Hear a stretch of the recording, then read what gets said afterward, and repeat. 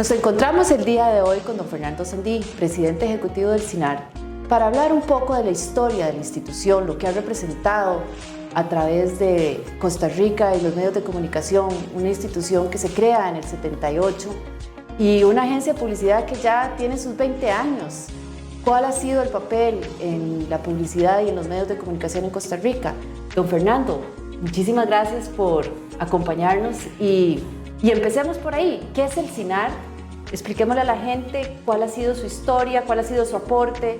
El CINAR tiene Canal 13, Radio Nacional, medios alternativos y de larga data, ya desde el 78, creada por ley. ¿Y cuál ha sido su objetivo y qué ha encontrado usted ahora que ha asumido la presidencia de esta institución? Bueno, primero de todo, muchas gracias por acompañarnos. Siempre son bienvenidos todos los medios de comunicación acá al CINAR. El CINAR es una institución que ha sido muy importante en el desarrollo de los medios públicos, no solo en Costa Rica, sino también a nivel latinoamericano. Nace, como bien lo dijiste, en el 78. Fue precisamente donde el rey de España y la reina de España vienen a Costa Rica y hacen una donación de equipos que en ese momento fueron de primera línea. Realmente la última tecnología la tenía el Canal 13 en ese momento y el CINAR. Datos curiosos, fue el primer medio de comunicación que transmitió en vivo un traspaso de poderes cuando fue el traspaso de poderes de don Rodrigo Carazo. Y realmente fue un hito importante en eso. Durante más de estos 40 y pico de años, el CINAR ha representado el acceso a la comunicación y a información cultural, educativa, tecnológica, de acceso público para todos los costarricenses. Es una institución bastante curiosa, porque así como bien lo mencionabas, tiene un sistema de medios tradicional, donde está el Canal 13, donde tiene la Radio Nacional, y desde el año pasado, por una directriz que giré cuando recién entrando, le creamos cinardigital.com. Yo vengo, mi experiencia es ser publicista, tengo 30 años de ser publicista, más de 30 años, siempre en el sector privado. Esta es mi primera experiencia en el sector público. Y venía a dirigir la agencia digital más grande del Grupo Garnier.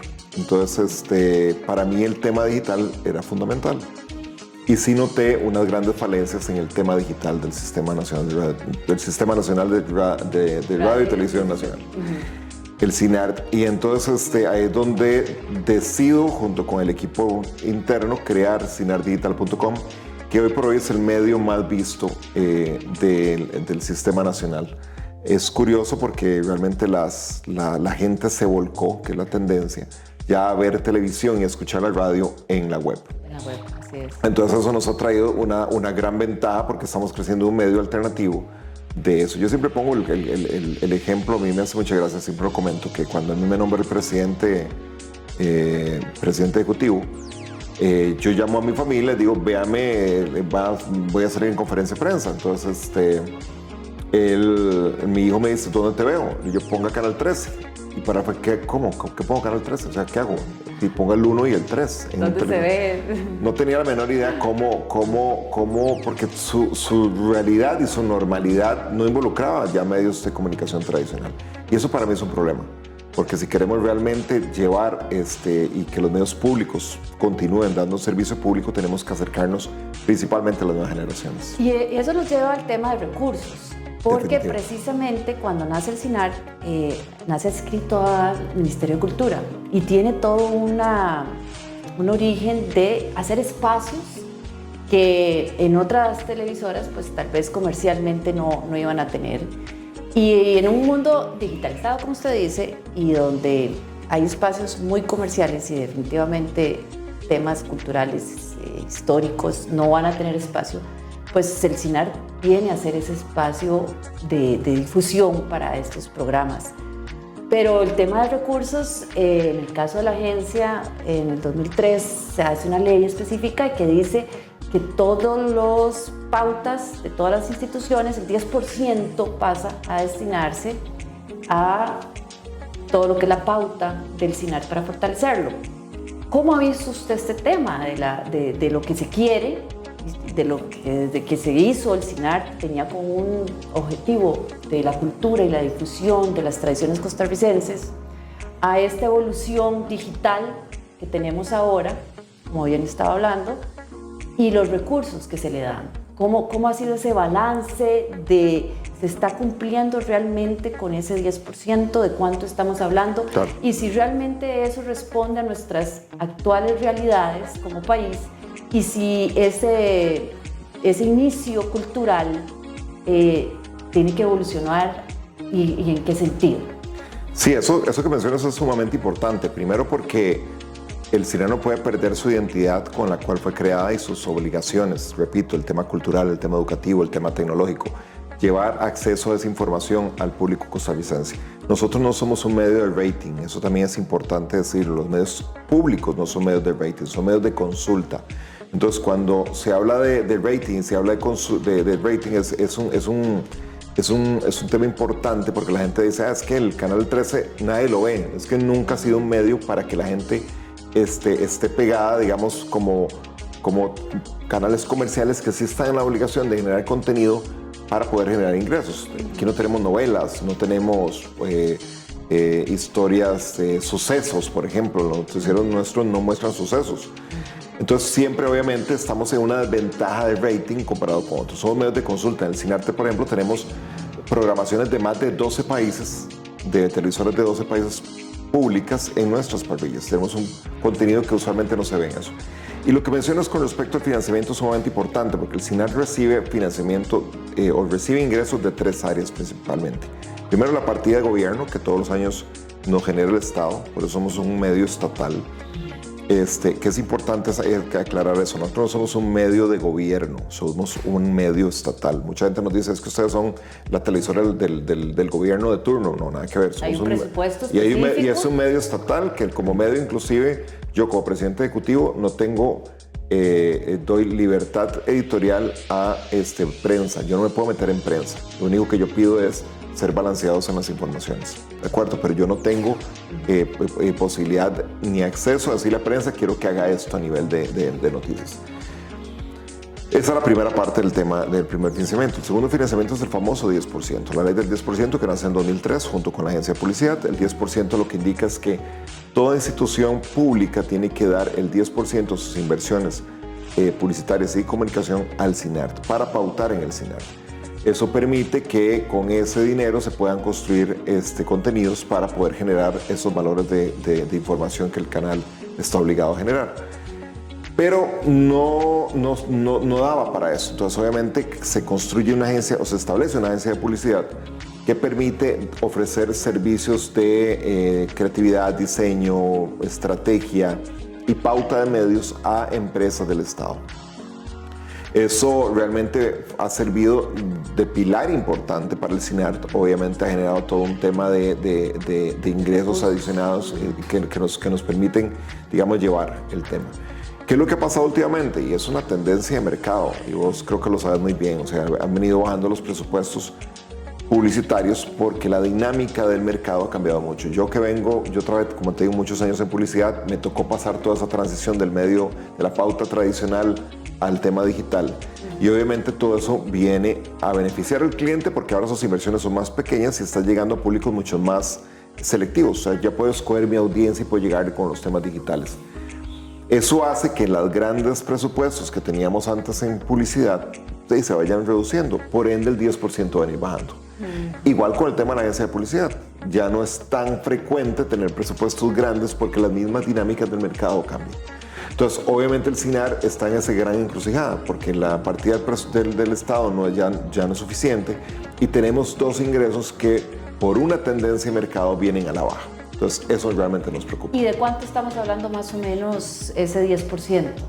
Que ha estado tan cuestionado. Bueno, ¿verdad? sí, ha sido muy cuestionado porque la ley tuvo una debilidad donde realmente es obligatorio el tema del 10%, pero no hace ninguna,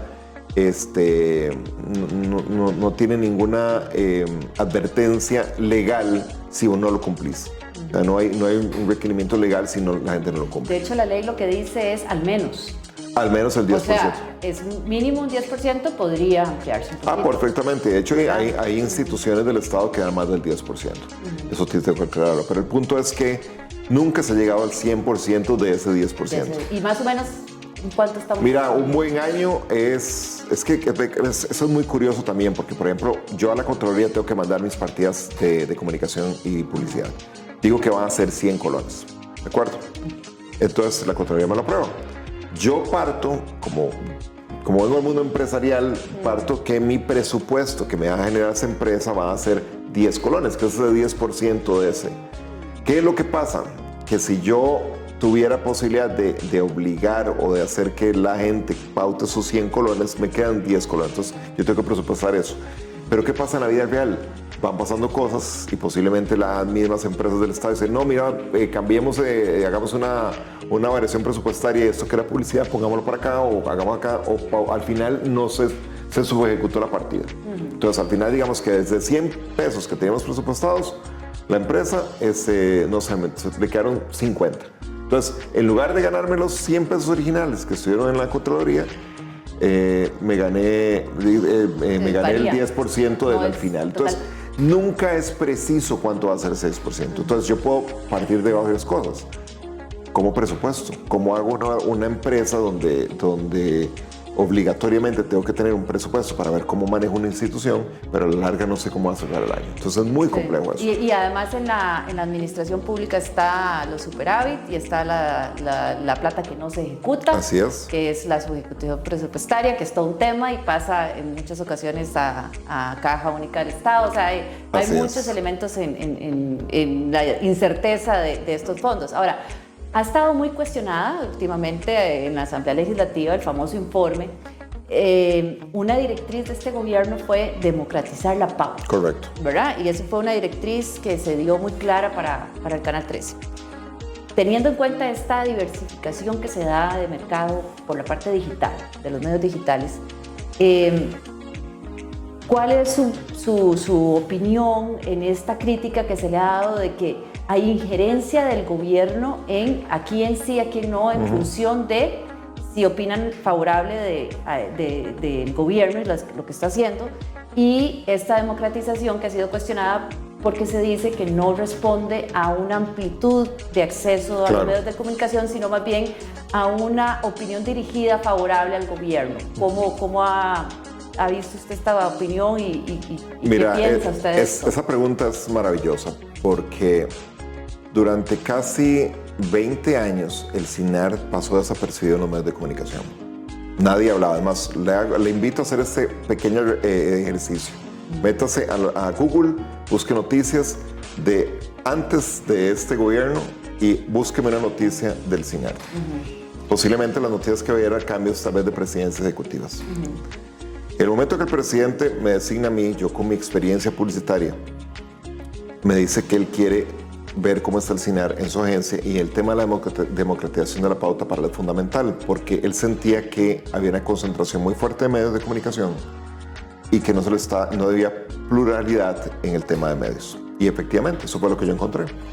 Yo encontré que habían 2 o 3 medios que estaban prácticamente cubriendo todas las necesidades de pauta para los clientes. Ahí fue donde decidimos hacer todo un trabajo más analítico, utilizando herramientas, estrategia, haciendo una dinámica mucho más fuerte, invitando a medios a integrarse como proveedores del CINAR. Y el año pasado logramos un número récord de más de 90 medios de comunicación contratados a través del CINAR. Entonces, eso está en un oficio, no se me va el número del oficio, pero te lo puedo compartir con mucho gusto, que fue compartido. Inclusive yo el día que fui a la Asamblea Legislativa puse en la mesa el oficio. Lo curioso es que el oficio no aparece en el informe final. Y prácticamente una de las conclusiones dice que no hubo democratización de la pauta, cuando hay un documento que sí lo dice. Y en ese oficio, para que también, y otras conclusiones, dice que fue utilizada la agencia para contratar medios aliados. En ese mismo oficio se ve cómo seguimos contratando a Canal 7, a La Nación, a FUTV, que pertenece a Canal 7, medios como Amelia Rueda. O sea, realmente la amplitud de medios fue bastante fuerte. Ese oficio no aparece en el informe. Dicho esto, obviamente a mí me llamó mucho la atención que el ataque fuera sistemático al CINAR. Pero sí, te cuento una anécdota. Yo hice un ejercicio que lo hice junto con Televisoras de América Latina, TAL, y ATEI, que es la Asociación Iberoamericana de Televisoras Educativas, que son asociaciones a las cuales pertenece el CINAR. Hicimos un ejercicio con La Nación. La Nación en un año nos sacó más de 205 notas. En un año. Casi 1.2 notas por día salís acá en ese periodo. Eso, ni ellos, los de TAL y los de ATEI, nunca habían visto una situación así hacia un medio público. ¿Qué quiere decir esto? Realmente hicimos el trabajo, democratizamos la pauta para lo que fue utilizado eso. Y otro punto importante que quiero dejar claro es que solo el CINAR maneja el 10%, entre el 10 y el 15% de la pauta de publicidad pública. El otro 85% lo maneja el sector privado. Y se nos llamó la atención a nosotros, se hizo todo un informe a nosotros, pero nunca pasó al sector privado, donde, a diferencia de nosotros, donde los medios de comunicación tienen que estar en SICOP, tienen que estar en Hacienda, tienen que estar en la caja, tienen que tener una patente comercial. Los medios privados no están obligados a hacer eso. Entonces, ve qué complicado esto. De ese 100% de pauta de cada institución del Estado, el 10 es lo que maneja aquí. Nada más. El 90 se maneja libre entre mercado. El 90 y el 85. Cada institución tiene discreción de cómo va a manejar. O sea, que sigue siendo el presupuesto más alto. Por supuesto. Entonces, se abre una comisión para investigar las contrataciones del CINAR y ahí es donde se ve que es un tema meramente político. Sí. Porque realmente nos afectó. Primero, esta comisión fue nefasta desde el punto de vista técnico porque mezclaron dos duendes de diferentes cuentos. Metieron al tema del BCIE y al tema del CINAR. Entonces, a mí me tocó salir no una ni dos, 10, 20 veces a decirle a medios de comunicación que ponían titulares las contrataciones que hizo el BCE con el CINAR.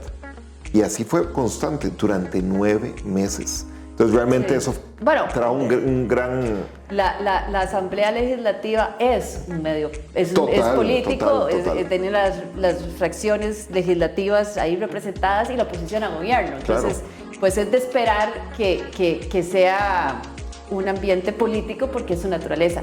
Lo cierto es que, bueno, pareciera que estamos al nuevo planteamiento del 2.0 del CINAR, que tiene que responder a esa necesidad de origen, como usted bien decía, de no perder el tema de esa vocación de cultura, de tecnología, de educación, que son espacios que no se pueden conseguir en otros lugares, y responder a esa nueva versión de acceso a la información, democratización de la información, en medios que nuestra realidad noticia ahora es digital. Así es. Y con un presupuesto que es el que es. Que es menuda tarea, ¿verdad?